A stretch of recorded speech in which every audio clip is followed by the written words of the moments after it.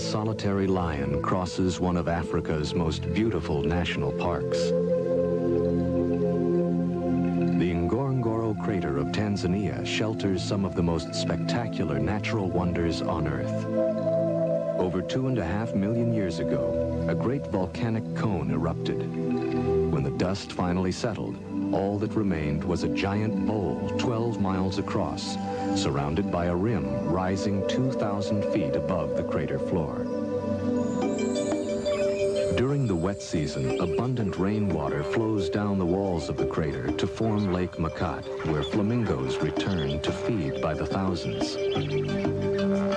The water absorbed in the crater during the wet season provides an ample supply of grass, which for most of the year supports a population of up to 25,000 large animals, including herds of wildebeest, water buffalo, elephant, rhinoceros, hippopotamus, and eland.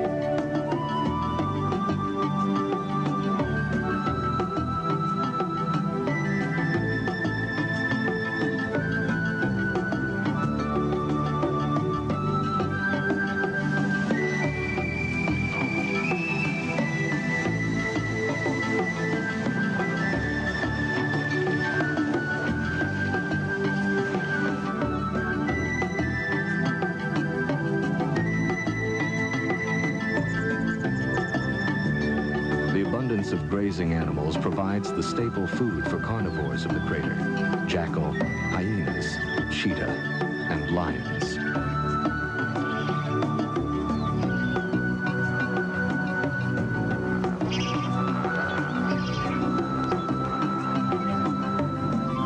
But of all the animals that are found here, it is the lion that dominates. About 80 lions live in family groups, or prides, of 8 or more, spread evenly across the crater.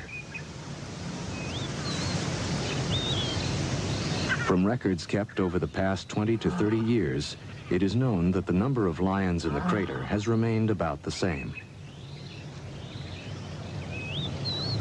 The gestation period of the female lion is about 110 days. There is no special birth season, and cubs can be born throughout the year. Like most cats, lions usually sleep or rest during the day for up to 21 hours. They will even rest between periods of feasting on a kill.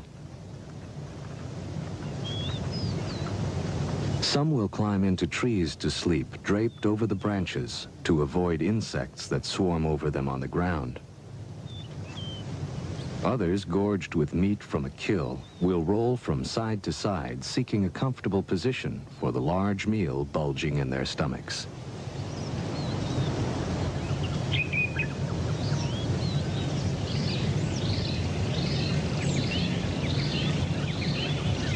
The pride is a complex social structure consisting of from 2 to 20 or more females and their cubs.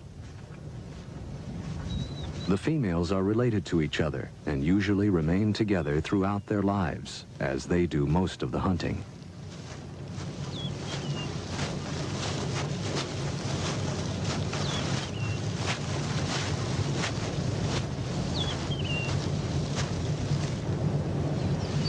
After a meal, the pride gathers, grooming and touching each other and strengthening their family bonds. During rest periods, the cubs stay close to their mothers or other females. Here in the Ngorongoro crater, water is plentiful most of the year. The lions usually drink once a day, in the early morning or after a kill. Male lions are not permanent members of the pride, which may have from 1 to 4 adult males.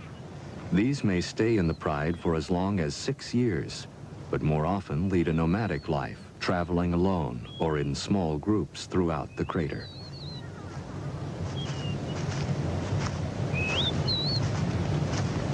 When hunting, the pride will either band in small groups or roam alone in search of prey.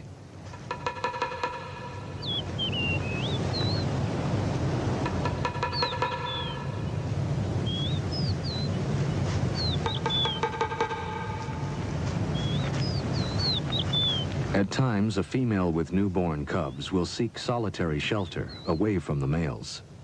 No one is certain if she chooses to leave or is forced away from the close social structure of the pride. Lions have few distinctive markings to assist in recognizing other members of the pride, especially over long distances. Therefore, they must approach another pride member in a direct manner, without hesitation. Should an approaching lion of the pride seem unsure of itself, it may be attacked as if it were a stranger. If a lioness is attacked several times, she may become unsure of herself and eventually leave her pride.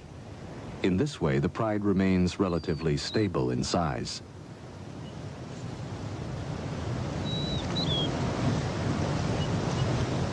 Like most young cats, lion cubs spend a great deal of time playing. Their games of attack prepare them for the lifelong search for food. These two, a male and a female, are about a year old. The females are less temperamental than the males and show little reaction to mistaken identity. So most females remain with the pride, while the young males are eventually forced to leave. By the time they are 2.5 to 3.5 years old, young males are forced out by the mature males, who take over the pride for mating. And so the pride receives an infusion of new blood from the mature males who fight for mating privileges. But in time, these males will be driven off by the younger breeding lions. Due to increased tourism, the lions have become accustomed to vehicles and to humans filming and observing their behavior. The camera crew has left the camera running while the young lions inspect the tires. They are distracted by a shout from the cameraman, who is more in fear for the safety of the tires than for his companions. Go away.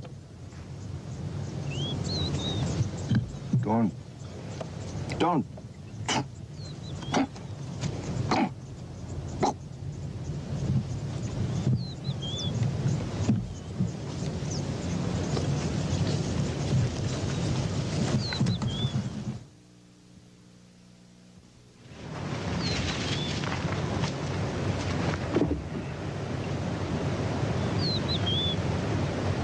The yearlings return to their mother for comfort and grooming.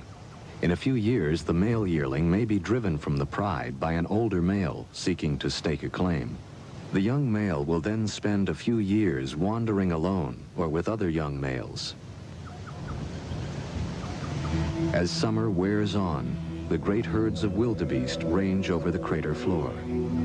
Grazing in the shimmering heat of the sun, the great herds are one of the main prey of the crater lions. The zebra are safer on the barren plain, but as they move into the taller grass, they are now at risk by the stalking female lions. The mottled brown coat of the lioness blends perfectly with the tall grass, now parched and brown in the summer sun. Hardly moving, the great cat waits for the unwary zebra to move closer to its place of concealment. It is not unusual for only one lion to hunt a zebra. Even though she may have greater success in numbers, once the lioness reaches her prey, the zebra will have little chance of survival. She stalks downwind of the zebra, slowly working her way closer and closer. Now joined by another lioness, she continues to wait for the zebras to move closer. Lions do not have the speed or stamina of other great cats, like the cheetah, and must wait patiently while their prey moves closer, and then, with a short sprint, attempt a quick kill. Now less than 50 feet from the zebra, the lioness waits. She is barely visible to the unsuspecting herd. She begins to close in, hunched low in the tall grass.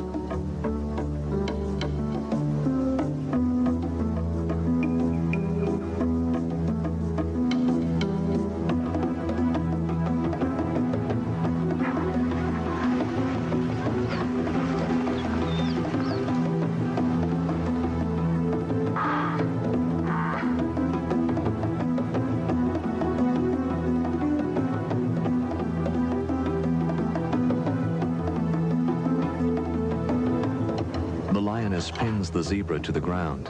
The rest of the pride begins to devour the still living zebra.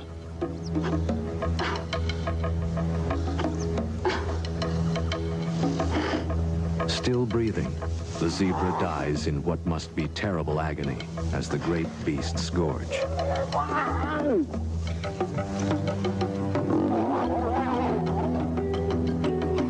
Their stomachs filled, the lions clean each other by licking the still fresh blood from each other's muzzles and coats.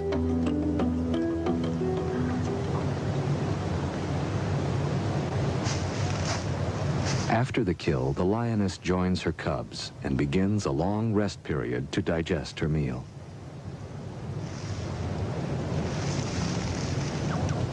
Some miles away, a second pride is preparing to hunt. Lions, like most carnivorous animals, live within a well-defended territory. This territory must contain a source of water and plentiful food, and can encompass from 10 to 100 square miles. In the heart of the territory, the lioness is able to bear her cubs, protected by the other members of the pride. On this day, a water buffalo has been killed near an access road in the crater. Unconcerned by passing tourists' vehicles, the pride runs to the fresh kill.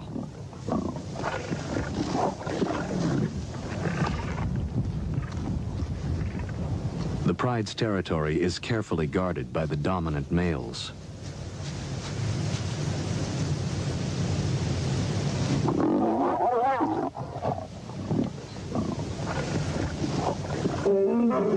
Roaring to alert trespassers, the male rushes forward, bellowing his rage to deter nomadic lions from entering his territory.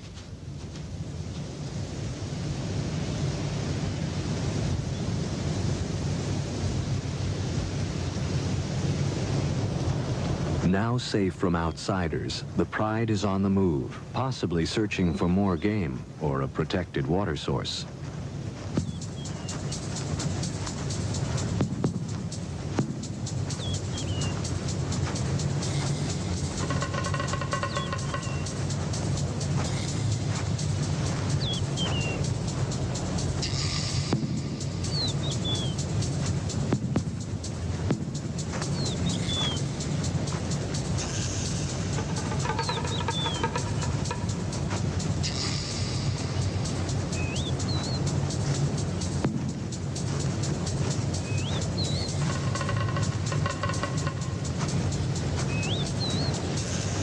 This pride has a large concentration of cubs and yearlings.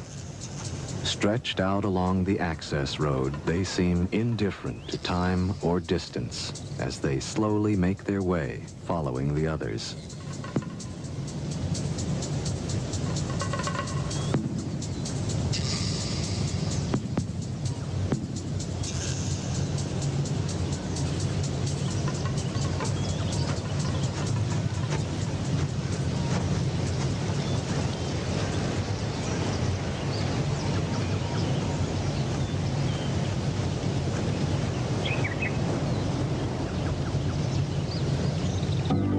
A new dawn. The pride stretches out in the high grass and rests throughout most of the day.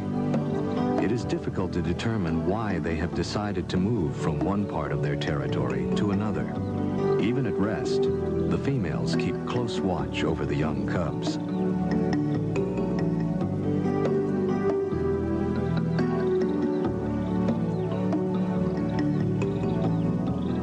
Lions have a well-defined system of communication.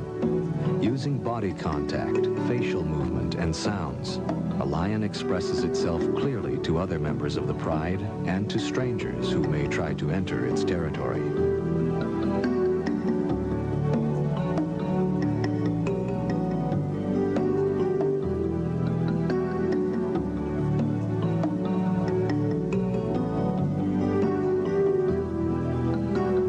As spring turns to summer, a flock of crowned cranes flies over a herd of zebra feeding on the open savanna.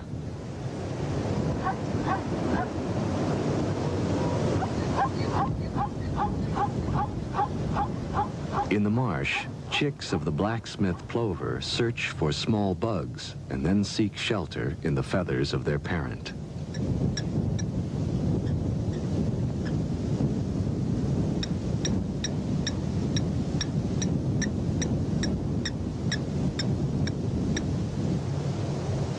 Emerging from her hiding place, a female and 3 very small cubs set out to join the pride. For the young cubs, it is a long trip across the open plain. Camouflaged by the long grass, the female usually remains in hiding until her cubs are old enough to walk. Lion cubs are almost helpless when born. Weighing from 2 to 5 pounds at birth, they can barely crawl and do not open their eyes before 1 or 2 weeks. Newborn cubs have a slightly spotted coat, which helps to hide them in the thick grass. This color changes after 3 to 5 months. Sensing that the smallest and weakest cub is falling behind, the lioness gently carries it by the neck across a dry mud bank, while the other 2 cubs scurry to keep up.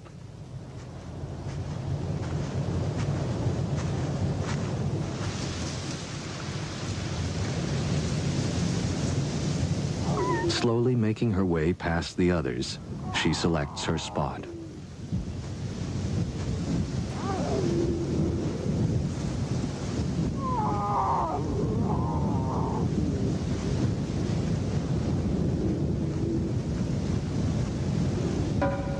Here she rests while the cubs nurse.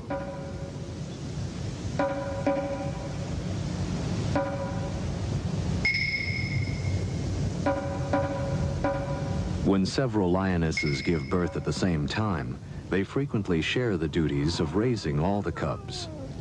This communal area then becomes the general meeting place for the entire pride.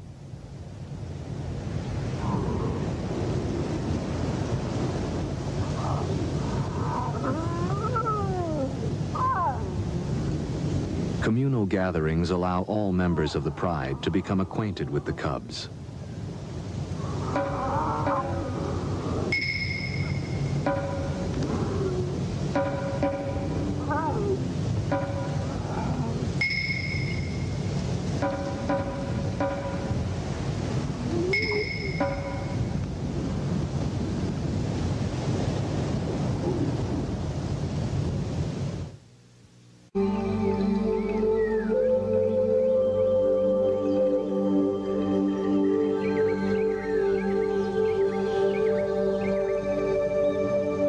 As dawn breaks over the crater rim, a herd of elephants spray dust across their backs to discourage biting insects.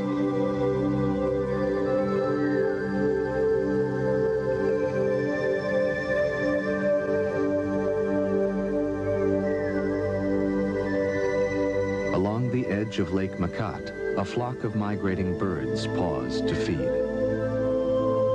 Among the trees, a small herd of zebra and an old elephant with only 1 tusk feed peacefully in the clear morning air. Near the lake shore, gazelles graze contentedly as they share their pasture with a flock of ducks. Knee-deep in the mud of the swamp, a huge water buffalo wallows contentedly. The buffalo is the lion's largest and most formidable prey, and is capable of putting a marauding lion to flight. Lions are usually wary of an adult buffalo, which can severely injure or kill an adult lion with its sharp horns. During the heat of the day, the pride rests in the soft, high grass. The lion leads a life without threat, for their only real enemy, the hyena, will not attack the entire pride.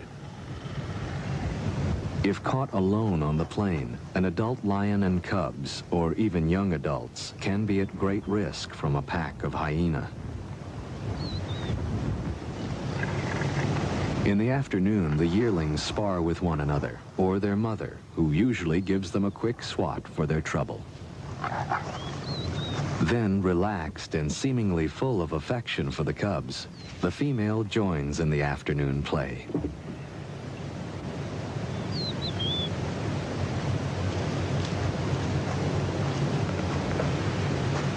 A young male and female of the pride also share in mock combat, which helps them sharpen their skills for real attacks as hunting adults.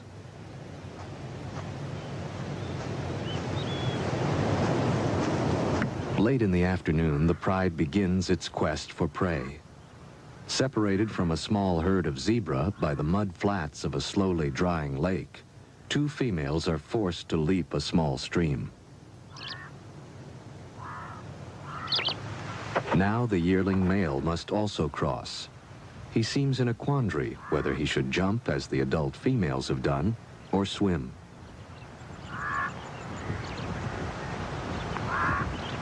Most cats are excellent swimmers, but they will avoid the water unless it is absolutely necessary.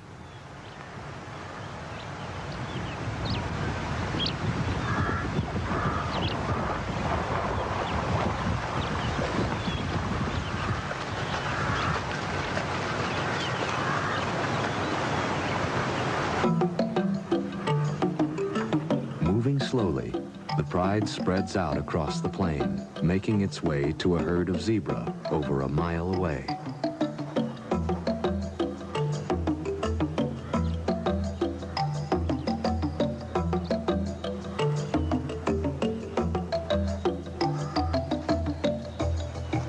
Screened by the high grass, the lions stealthily approach the zebra. With the wind blowing from the zebra toward the lions, the zebra are unaware of the approaching danger. Lions are known to approach their prey from either upwind or downwind.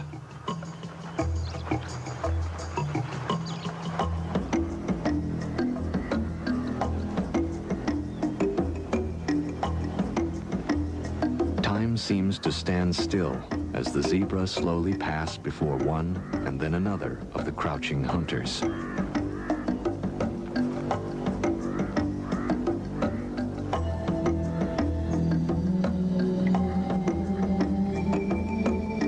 The zebra are crossing this area to graze near a large herd of wildebeest.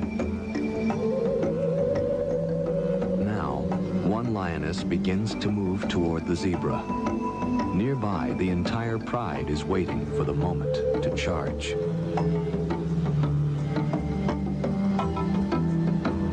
Both wildebeest and zebra now seem to sense the presence of danger and barely move, uncertain from which direction an attack may come.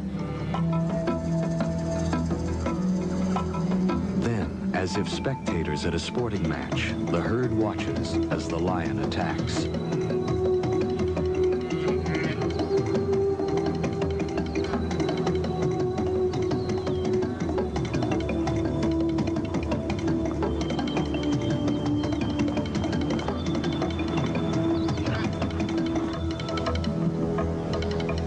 Lions are slower than zebra and wildebeest and are only about 30% successful, even when hunting in a group. After resting, the pride prepares for another attempt. The dominant female heads off in the direction of a large herd of buffalo. Extremely dangerous, the African water buffalo can weigh as much as a ton.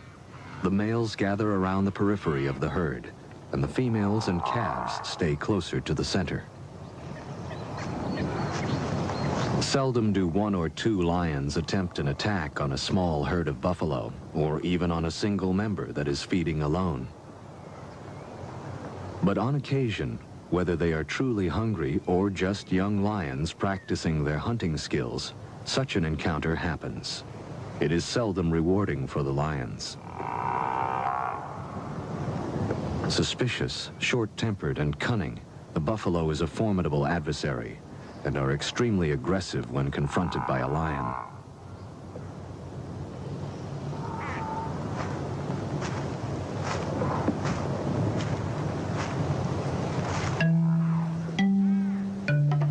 In such short grass, the lions come as close as they can. Then they attack.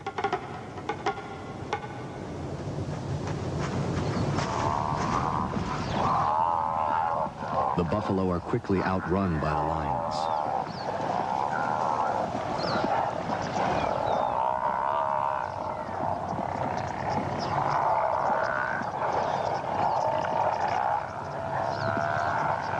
It's not a fair match. 2 lions and 3 buffalo. The lions quickly break off when the buffalo turn to confront them.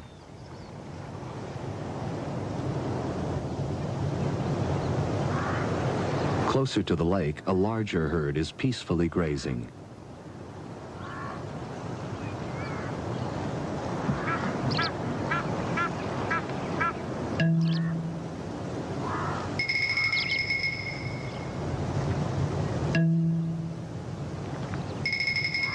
Here the grass is higher, which affords the lion better protection from being seen.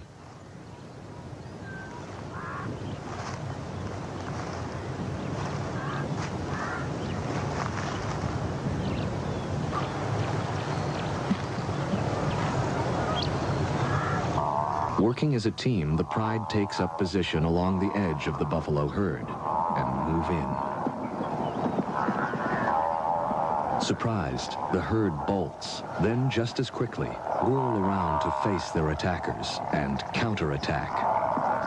The buffalo chase after the lions, who are now fleeing for their lives.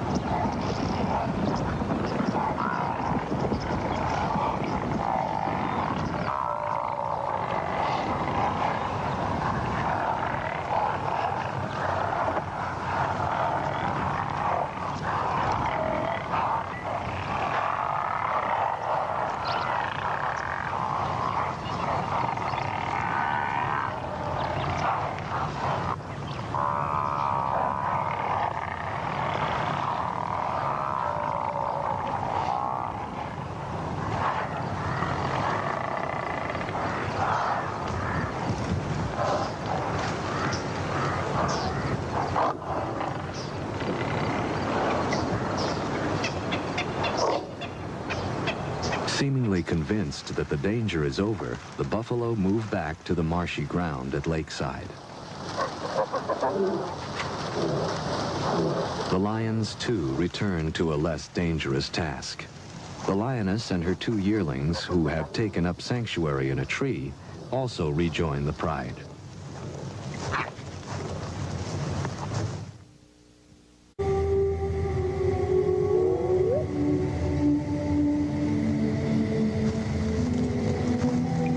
Late at night, the pride, hungry and on the prowl, move, cubs and all, to a better location for hunting within their territory.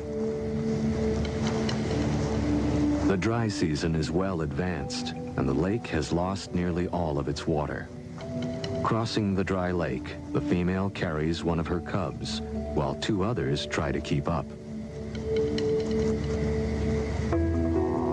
Somehow, the pride passes too close to a herd of buffalo, who try to trample the lions. In a valiant effort to protect the cubs, the lioness dashes at the buffalo, and then runs back to her cubs, trying desperately to guide them to safety.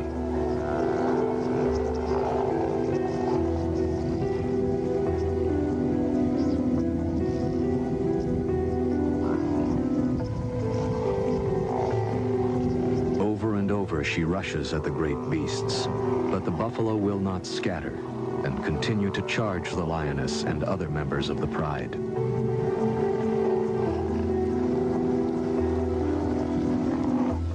Dawn finds the savannah calm with no signs of raging buffalo. The pride has sought the shelter of a secluded spot.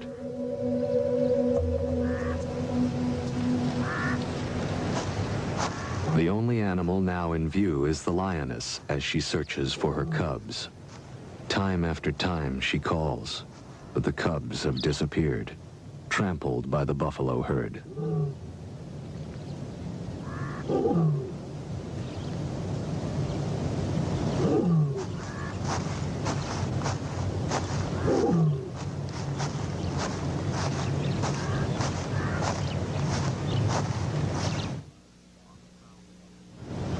On the prowl again, the pride spots a lone buffalo feeding in the high grass along the edge of a swamp. Separated from its herd, a single buffalo is still extremely dangerous and must be approached with caution. This large male, with its ear torn from either previous attacks or thorn bushes, is joined by a wattled starling who makes a meal from the ticks that infests the hide of the bull. Deciding to attack, the pride begins to stalk the bull.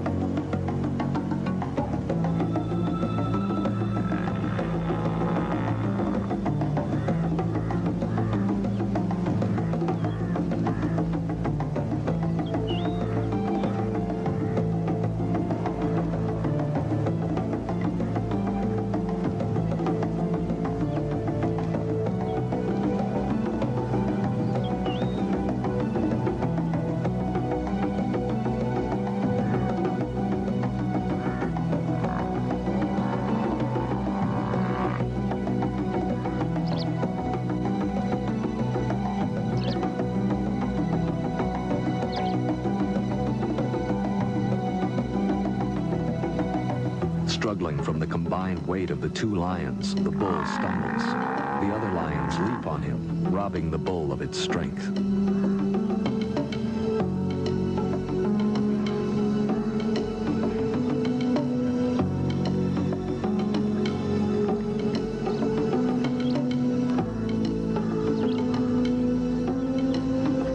A yearling bravely joins the fight and attacks the bull's head.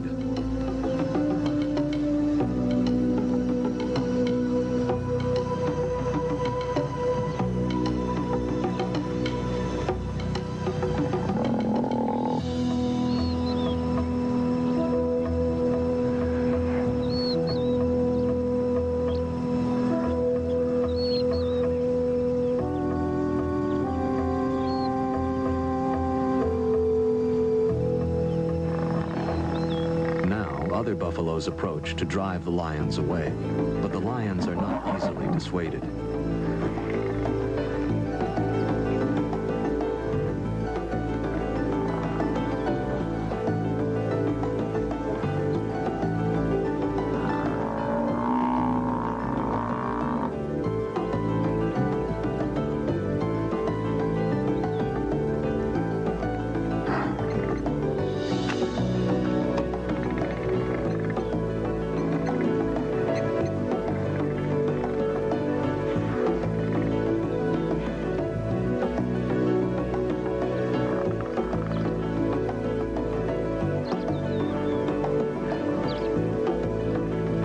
Having drawn blood, the lions continue to pursue the injured bull. Its weakened condition gives them a chance of making a kill.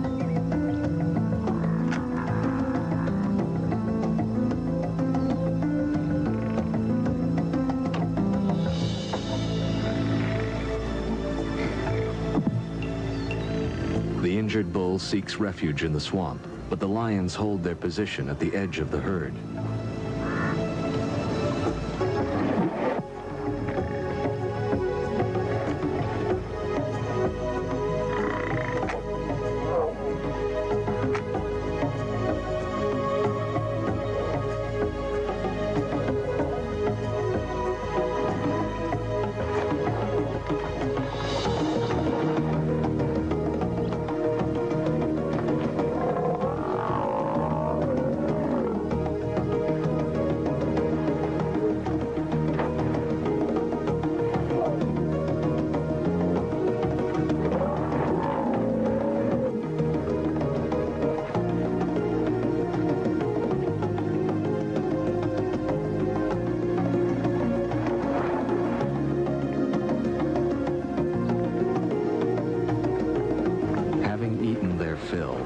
lions leave the dead buffalo and head toward shore for a long rest.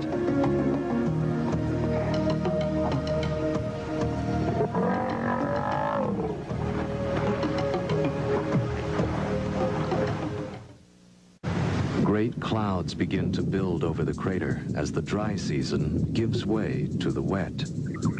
Lying at 3 degrees south, just below the equator, the Ngorongoro has only 2 seasons, wet and dry. November is the beginning of the wet, and as the rains fall, the season of renewal begins. Now the entire crater ecosystem absorbs the life-giving moisture, and the parched ground bursts into life. For all of the animals of the crater, it is a time of patient waiting until the rains stop.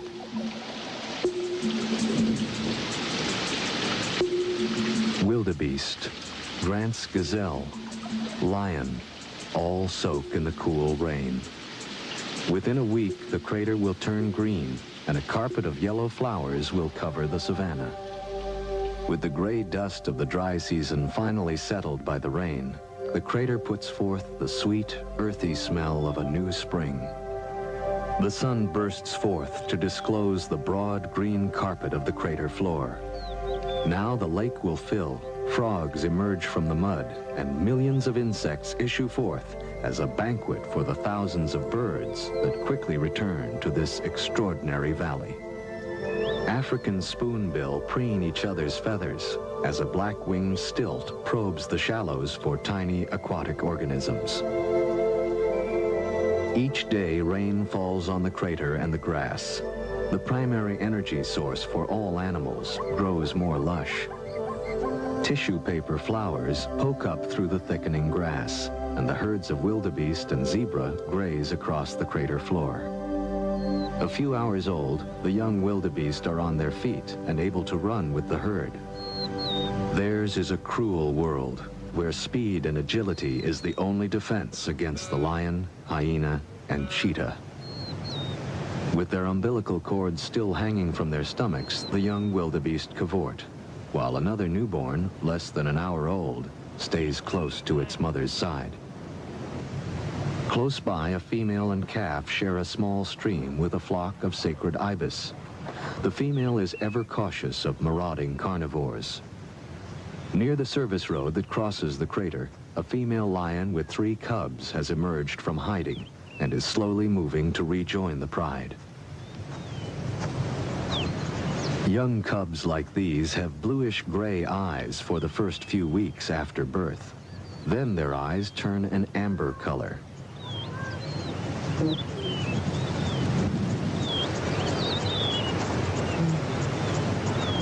Between the periods of rain, the pride sleeps in the midday sun. Although cooler than the dry season, here at the equator, the days are warm and pleasant. With plentiful game, the lions are well fed and peaceful. Hidden from view of the pride, a young male has been in hiding for over a week, nursing injuries received during a hunt. Now it emerges, its hind leg obviously swollen with a festering wound.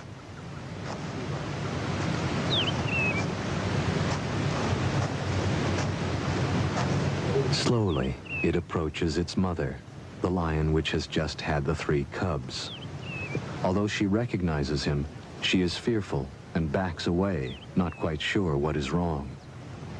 Lions are very cautious of unusual behavior among the members of the pride, and usually will drive a sick or wounded member away. Another lioness rebuffs the injured male with a cuff of its paw, and then snaps with bared fangs. Then the entire pride moves its location, leaving the young male to fend for itself.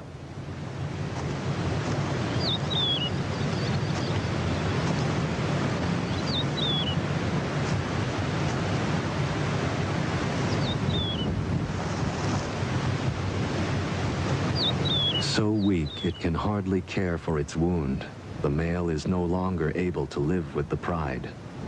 At nightfall, the pride will leave the area, and the young injured male will be left defenseless against a hyena attack.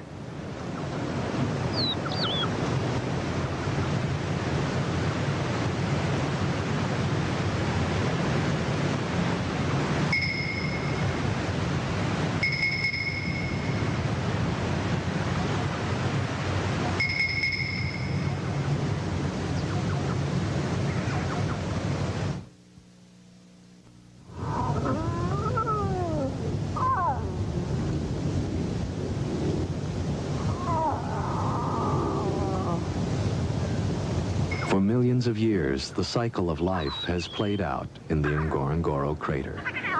From its western rim, the land stretches out toward the Olduvai Gorge, where Lewis and Mary Leakey found the remains of some of man's oldest ancestors. Farther on, at Laetoli, Mary Leakey found footprints that were left in damp volcanic ash some 3,700,000 years ago by two-legged, upright walking primates, or hominids, possibly one of mankind's earliest ancestors. Looking at these prehistoric footprints, one can see where the two creatures, one possibly male and the other a female carrying a baby, had stopped and turned, as if sharing a moment of doubt. Man has shared the planet with animals for only a very short time.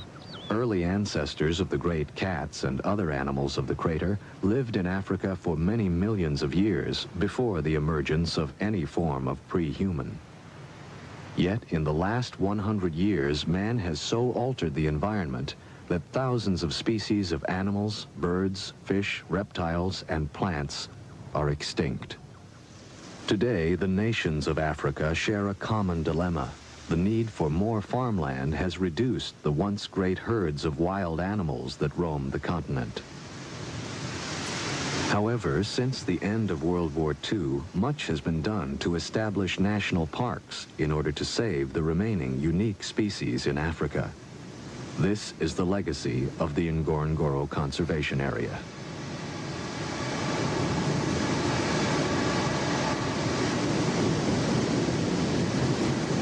Controlled in part by the crater's 2,000-foot-high rim, most animals are still free to migrate in and out of the crater. A young female slowly climbs up the rim to seek another pride outside on the Serengeti plain.